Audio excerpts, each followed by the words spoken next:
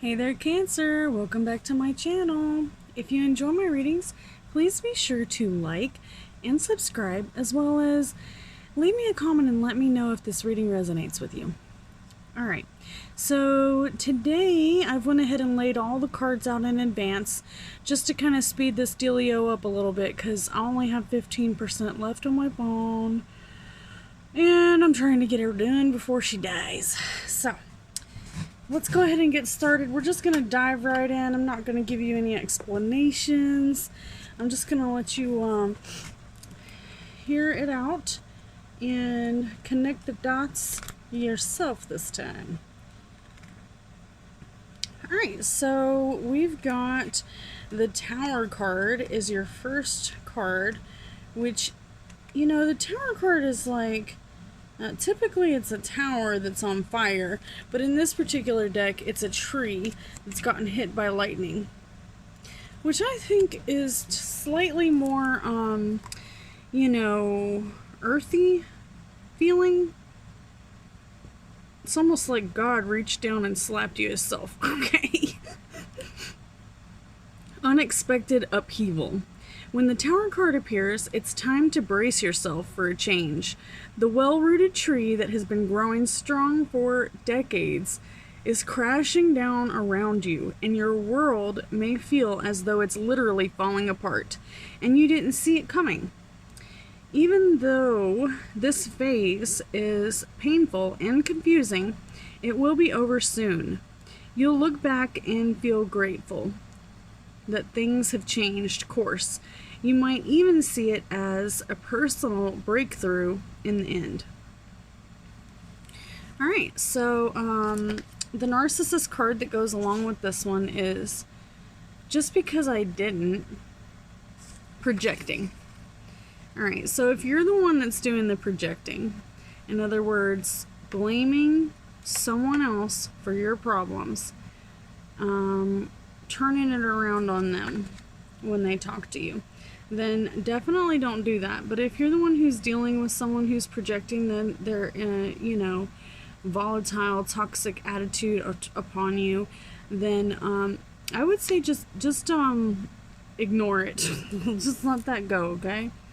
Because you can't really change anyone unless they're really willing to see the problems for themselves. Alright, and the World card is the next one. So the World card basically means that you've been through hell and back. So it's the very, very last card in the book. And basically that means that, you know, you've seen it all. There's nothing that you haven't seen. The World is a final card in the journey of the major arcana. It signifies completion, harmony, and contentment. It's rare to experience this energy as we are usually consumed by wanting, needing, and achieving. So when this card appears, contemplate for a moment the idea of being whole. Focus on the image on the card. Close your eyes and envision the radiating energy inside you. What does it feel like? Where is it located? What blocks you from feeling a sense of wholeness each and every day of your life? Alright, and the Narcissist card is I'm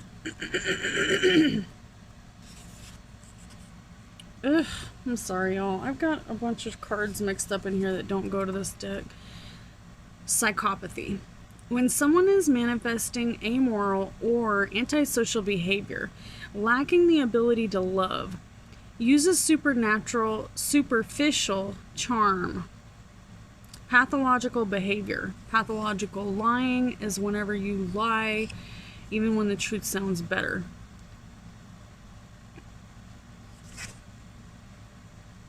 How do you deal with psychopaths? Stand your ground. Sever ties. Keep calm. They try to make you snap. Don't listen to their lies. No sympathy.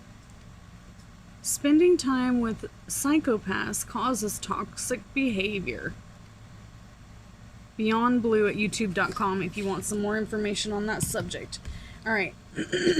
So I think that's pretty clear. You've been through hell, and maybe you've got some psychopaths that are starting to rub off on you. And you may even start having some of these tendencies yourself if you're not careful.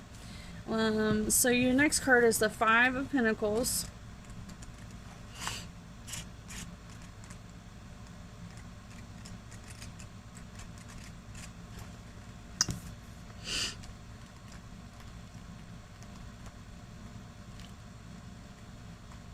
And that one looks like this right here. So,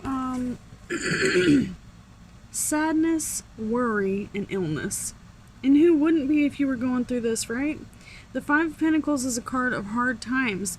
It may come in the form of illness, job loss, financial trouble, or rejection. Above all this, there will be worry. So much worry. This anxiety is counterproductive and damaging. You must find a way to quiet the mind during this difficult time. Rely on meditation or visualization to find peace. This is so true, okay? I recently quit taking my medication for my epilepsy so that I can try to have some kiddos. And my estrogen levels have gone through the roof. I'm an emotional nutbag. And I have to really focus on keeping the stress at bay. So I meditate before I go to sleep. I take CBD. I, exercise. I work hard out in the yard and try to get, as much done physically as I can so that I'm tired when I come in at night. Okay, because I'm unemployed right now, and I've been doing a lot of time painting when I'm not looking for work, making art or something to make money off of. Then I feel like visualization is a huge help too. Get you a cork board and put up there some things that you want to accomplish. All right. Now, for your factors affecting your situation, we've got the Four of Pentacles. So first we got the Five of Pentacles in your past. All right.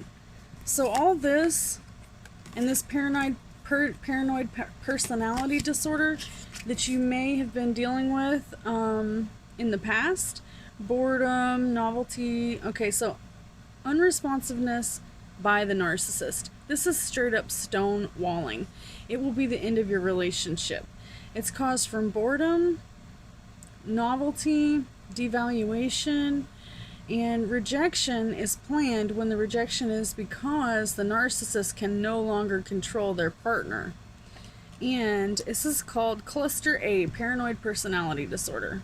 Suspicion of infidelity, distrustful, cameras, privacy, emotional problems. All right, so I forgot to call that one out. So let's move on to the next one. The Four of Pentacles comes with, and this one's about possession and control. It comes with Dr. Gottman's card about contempt. All right, so in Dr. Gottman's information about the Four Horsemen of the Apocalypse of the Narcissist, it has to do with a narcissistic relationship, and a cycle begins. The first person in the relationship comes and says, hey, they'll give you some kind of criticism and criticize you. All right, and then the other person, they in turn feel contempt. They don't want I'm sorry, I'm so sorry, y'all. So the first thing is they get defensive, right? So then contempt. The other person is contempted towards the person who's defensive because the other person was harassing them and criticizing them, and then they stonewall the person who's criticizing them. And this is the end of a relationship. starts out with just a little bit of, back and forth, and then it's a repetitive cycle. So just be careful about your tone, careful what you say. If you have to tell somebody something and it's gonna come across as criticizing, then just be so careful how you say it, okay? You don't have to be a bitch. Oops, did I say that? Okay, you don't though. You really don't have to be a bitch about it. It's hard not to sometimes. Some people push you past your point of no return, especially when it comes to the welfare of others. I don't really hold my tongue very well when it comes to the welfare of others. Other children, other animals, other people, violence, neglect. Yeah, not a good thing. Not a good thing. Number one, it doesn't feel good to be neglected, and it doesn't feel good to have to deal with that type of negativity. So your final card, which is your future card, says the High Priestess. This one has to do with mystery and psychic wisdom. And the Narcissist card that goes with it in your future is, I'm sorry, what more do you want from me? The Unapologetic. And you know what? I have been a victim of bipolar disorder before. And the worst part is, no matter how batshit crazy somebody goes on you, if they feel they're in the right, they're never going to apologize. And you know what? Neither am I. Nope. So the High Priestess sits in stillness. From there, she's able to access realms others pass by without noticing. The vast world of intuition, dreams, and mystery. She uses silence and non-action to harness this power. Sometimes this card appears to remind you to listen more closely to the voice within. Other times it's a sign to look past the obvious, to find what's being kept secret or hidden within the given situation. Acknowledge the shadows. So your shadow self is those horrible things that happened to you when you were younger, or especially in your childhood. But not always in your childhood. Many PTSD moments happen long after your childhood, and they can still be extremely difficult to move forward through. So the card that goes with this one is, I'm sorry, what more do you want from me? Unapologetic.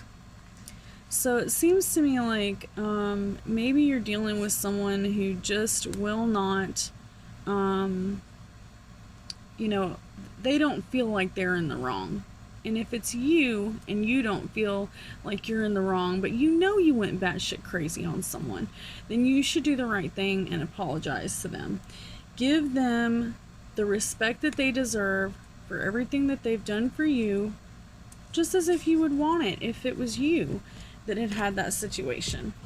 And I only say that out of experience, but I have to say that until you've experienced it, you really don't know how bad it feels to be on the other end of that type of attitude. Alright, so let's pull a Grim card and see if we can't get a little more information, because this is kind of a grim reading right here. So I love these cards, but they always pull the same card if I shuffle them this way, because I've cut them. I've cut the tops. They're handmade. So you have to be super careful when you're shuffling cards that are cut, if you don't want to always get the same card. So you gotta like really literally pick up the card, move it over. Instead of going like this, because watch, it always gets the same card, watch. Every time. Just that one right there. I'm not gonna pull it because I already know what it is. But you have to get yourself a fingernail file and file the edges off of your cards. I don't have one that's sharp enough, or I would have done it already. But if you do decide that your cards are too big and they're just bulky, then you can cut them down, but you definitely want to make sure you file them down too. So, Aesop's Fables. Modesty, bravery come before wealth and deception. All right, so that's a pretty good saying right there, and I have to say that's absolutely correct. I ain't saying she a gold digger, right? But you definitely don't want to come across as a gold digger, or treat someone like you only care about them if they have money. Okay? Even though we all deserve stability, every one of us knows that we go into a relationship with, you know, eyes to see and ears to hear, and you're never going to go into a relationship unable to carry the, you have to carry the burdens of others sometimes, and that's just part of the relationship. The fight or flight is going to make you want to have it out if you're unhappy, if things aren't perfect. But the best thing that you can do is just focus on, what kind of future you want, and invest in yourself, okay? Invest in yourself whenever you do have money instead of junk food. And it will pay off. And you can invest in the stock market, you can invest in something that will help you. You can invest in a psychological novel that teaches you how to overcome things that are slowing you down or stopping you. But try to invest in yourself, okay? And that will help you to strengthen your future. And you don't want to find yourself in a situation where you're up shit creek without a paddle. That's what all these readings are all about anyways. Avoiding destruction, right? Which is the answer to your question. The Tower card. And projecting.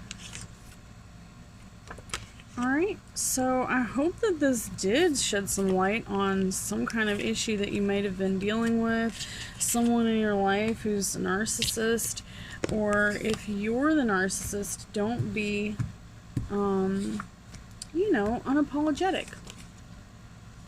The only difference between a narcissist, alright, let me put it to you like this. I read the Bible a lot when I was a kid, right? Well, when I wrote my book, I searched scriptures that had to do with something for my novel, and on this old school computer I was on, it just takes you straight into the center of the novel, wherever you're reading. So I'm thinking that I'm reading the Bible, right? And then I come to a part that I know this part. I'm like, this should not say put yourself first. It should say put Jesus or God first. And that's what the Bible says in this scenario. And then so I scroll up and I scroll up and I scroll in, and it's like this, like pages and pages. Finally I just grab the little tab, drag it to the top. What I'm reading is the Satanic Bible. And basically the Satanic Bible says exactly what our Bible says, except instead of telling you to do what God wants, he says, the Satanic Bible says, do unto yourself. Take for yourself, okay? Which I really think that people don't really think about their future nearly enough, especially religious people. They always think that, like, Armageddon's gonna hit or something crazy's gonna happen before their end of days, which is ridiculous. We should always think about our future and ourselves and our children and our loved ones and what kind of situation we're gonna put them in, not to be a narcissist. So it's a double-edged sword, okay? If you think of yourself as far as like a negative way, like say drugs or something of that nature, then you're going to find yourself doing things that are only going to help what you think is going to help you. But really you just want to make sure that you're not leaving your family and your friends and your loved ones without any help, assistance, or like